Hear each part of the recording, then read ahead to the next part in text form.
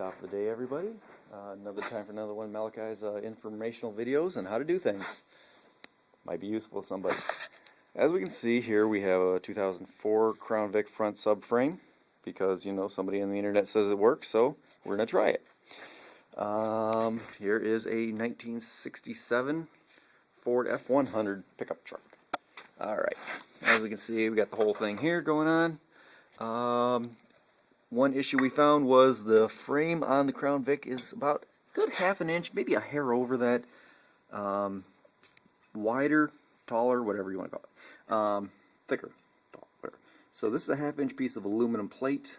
We just drilled it for our alignment dowel, drilled it for our bolt holes. This has actually been final fit in, so it'll fit. It just has to be clean, pressure wash, whatever. Did the same thing here.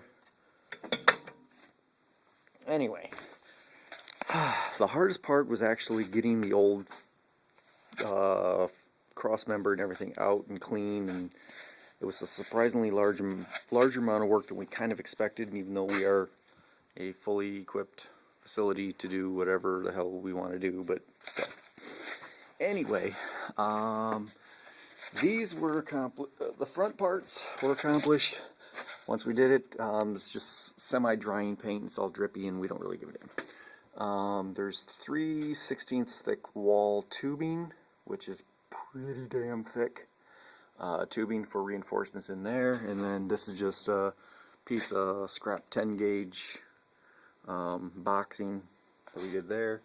This right back here is, I continued on, I boxed this. This is actually C-channel 2.5, or I think, no, 1.5, I forget, less than 2 inch, 1.5 inch legs on it going that way, fit in there, pounded in place, and welded. Excuse the crappy welding because I'm not a professional welder. This back part was somewhat time consuming. The passenger side went really fast. The driver's side took some time, but as you can see how we did it, we just made this a parallel flat with the mounting plates right here. Now, as we can see, I kind of did it. This is, again, really crappy welding, but I'm not building a show truck, so it doesn't matter. Anyway, what it does is we could only get 2 out of the 3 bolts. What my trick was is I swapped the 2 mounting plates, bushings, from right to left, and that put, instead of having the plate way out here, it actually put it almost directly underneath the frame rail.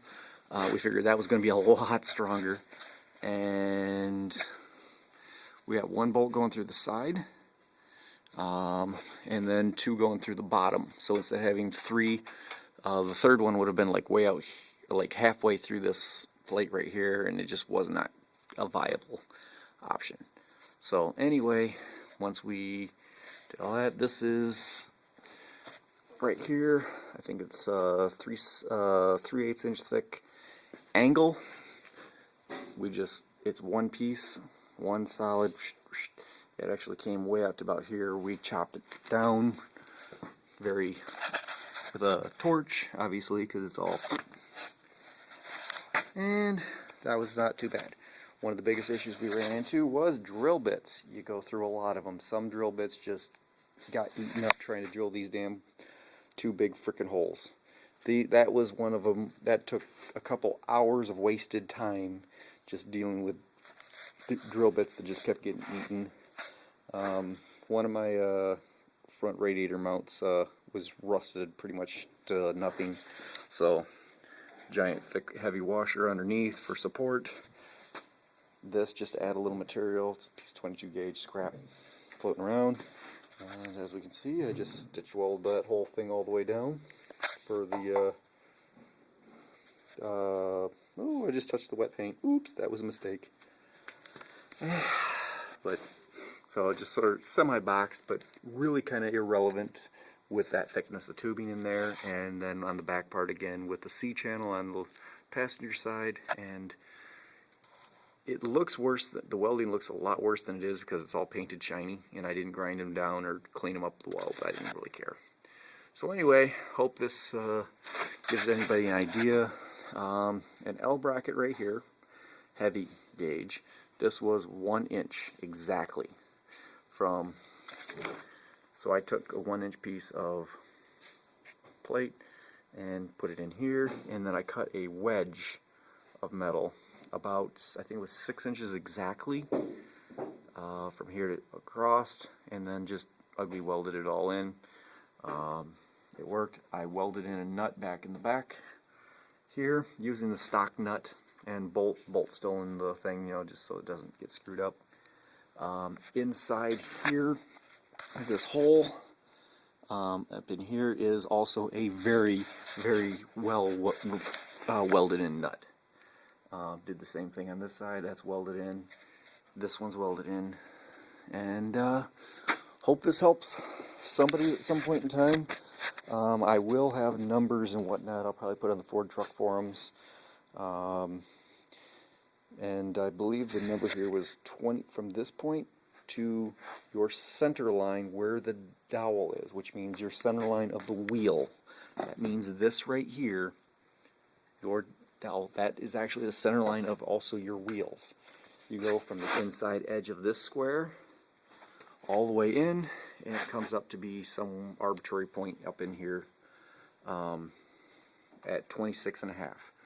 Later on, once you're mounting this thing in and getting it correct, we actually changed our mounting point, or our measuring point, from this flat. There's a machine surface right here. I'll just pull back so you can get an idea. Machine surface right there to here. We were shooting for 22.7. I got it about 22.62 and 22.68 on the two sides, so I'm off by a few hundredths of an inch, but I don't think it makes a difference. Anyway, that's project log. That took a surprisingly long time to freaking accomplish all this. And as we can see, the rear end is also out because it's getting the 8.8. But hope this helps somebody in the future. If you have any questions whatsoever, feel free to ask me. And once again, peace out, bitches.